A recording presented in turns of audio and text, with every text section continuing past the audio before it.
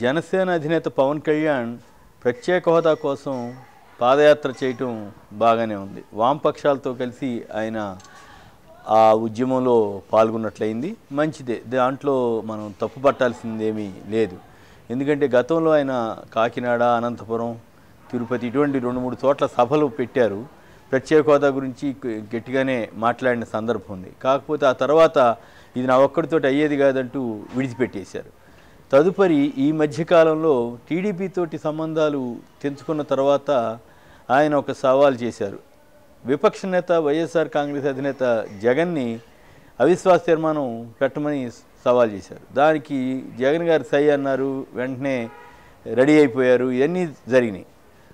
నిజానికి అప్పటికి ఇంకా పవన్ కళ్యాణ్ టీడీపీ నుంచి పూర్తిగా బయటికి రాలేదు. ఆ తర్వాత వచ్చారు. అప్పట్లో అడగాల్సింది చంద్రబాబుని, కానీ ఆయన ఆ పని చేయలేదు. సరే, ఇక అది ఆ తర్వాత క్రమంలో ఇప్పుడు జగన్కి సంబంధించినటువంటి ఎంపీలు రాజీనామా అవిశ్వాస తీర్మానం రోజు పెట్టడం, ఆ తర్వాత అవిశ్వాస తీర్మానం పెట్టి చివరి రోజున రాజీనామా చేయడం కూడా జరిగిపోయింది. కానీ ఇప్పుడు విచిత్రంగా పవన్ కళ్యాణ్ ఏమంటున్నారు, వైసీపీలు టీడీపీతో కలిపి వైసీపీని విమర్శించడం ఆరంభించారు. అది రాజకీయం. ఆయన ఫెయిర్ పాలిటిక్స్ చేయదలిచారా, లేక మొన్నటిదాకా ఆయన పార్ట్నర్షిప్లో ఉన్న తెలుగుదేశం పార్టీ మాదిరే అన్ఫెయిర్ పాలిటిక్స్ చేయదలిచారా అనేది తేల్చుకోవాలి. నిజంగా ఫెయిర్ పాలిటిక్స్ చేయదలిస్తే ఆయన ఒక మాట చెప్పాలి. ఎస్, నేను చెప్పినట్లు నేను అడగంగానే జగన్ అవిశ్వాస తీర్మానం పెట్టడానికి సిద్ధమయ్యారు, సంతోషం. ఆ తర్వాత టీడీపీ కూడా దారిలోకి వచ్చింది. ఇప్పుడు వాళ్ళు రాజీనామాలు కూడా చేసి ఆమరణ దీక్షకు వెళ్ళారు. ఇప్పుడు టీడీపీ ఎంపీలు కూడా అదే పని చేయాలని చెప్పకుండా టీడీపీని వైసీపీని ఒకే ఘాటును కలిపి మాట్లాడడం అనేది కొంచెం ఇబ్బందికరంగానే ఉంది, విడ్డూరంగా ఉంది. అది ఆయన స్థాయికి, ఆయన ఎదిగే రాజకీయ నాయకుడిగా ఒక అన్ఫేర్. ఇప్పుడు చంద్రబాబు గారు అంటే రోజుకో మాట మాట్లాడతాడు, రోజుకో అబద్ధం చెబుతాడనే ఒక విమర్శ ఆయన మీద ఉంది. మరి అదే తరహాలో ఈయన కూడా మాటలు మారుస్తాడా, ఈయన కూడా పద్ధతి లేకుండా వ్యవహరిస్తాడా అన్న విమర్శకి ఆస్కారం ఇస్తున్నాడు. అది ఆ విషయంలో ఆయన కాస్త జాగ్రత్తగా ఉండి ఏది ఎట్లా ఉంటే అట్లా మాట్లాడితే తర్వాత రోజుల్లో ఏదైనా తేడా వస్తే అప్పుడు విమర్శించండి. కానీ ప్రత్యేక హోదా మీద జగన్ మొదటి నుంచి ఒకే మాట మీద ఉన్నాడు కదా, ఆ మాటన కాదనగలరా? కానీ ఇప్పుడు కావాలని ఎందుకు చెప్తున్నారంటే తన రాజకీయం కోసం, అక్కడ టీడీపీని వైసీపీని కాదని తను ఎదగాలని ఒక తాపత్రయంలో ఇలాంటి అనుచిత వ్యాఖ్యలు చేస్తున్నట్లుగా నాకు అనిపిస్తుంది.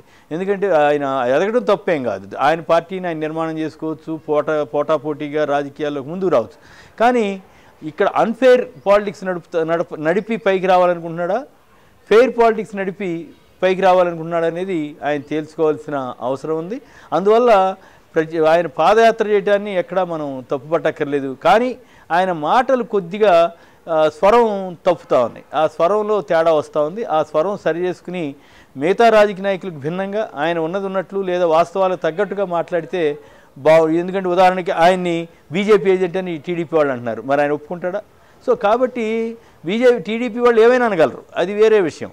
కానీ మరి పవన్ కళ్యాణ్ కూడా వాళ్ళకి మళ్ళీనే తయారైతే అది ఆయనకే నష్టం. అన్ఫెయిర్ పాలిటిక్స్ చేస్తున్నారన్న విమర్శకు ఆస్కారం ఇవ్వకుండా ఆయన ఈ ప్రత్యేక హోదా ఉద్యమంలో మరి ఆ మాటకు వస్తే ఆయన మీకెందుకు మీరు అవిశ్వాసం పెట్టండి, నేను 70-80 మందిని కలుపుకొస్తానని చెప్పాడు. కనీసం ఆ ప్రయత్నం అయినా చేయలేదు కదా. మరి ఆ ప్రయత్నం చేయకుండా ఆయన ఎదుటి వాళ్ళని ఎట్లా తప్పుపడతాడు? సో అక్కడే ఆయన బలహీనత ఉందని మనం చెప్పాలి. కాబట్టి పవన్ కళ్యాణ్ రాజకీయం ఎటువైపు అనేది ఆయన అంటే మోసపూరిత రాజకీయాల వైపు వెళ్తారా, ఒక నిజాయితీ నిబద్ధతతో కూడిన రాజకీయాలు చేస్తారా అనేది పవన్ కళ్యాణ్ తేల్చుకోవాలని మాత్రం మాబోటి వాళ్ళం సలహా ఇవ్వాలి. తెలుగు పాపులర్ టీవీని యూట్యూబ్లో సబ్స్క్రైబ్ చేయండి.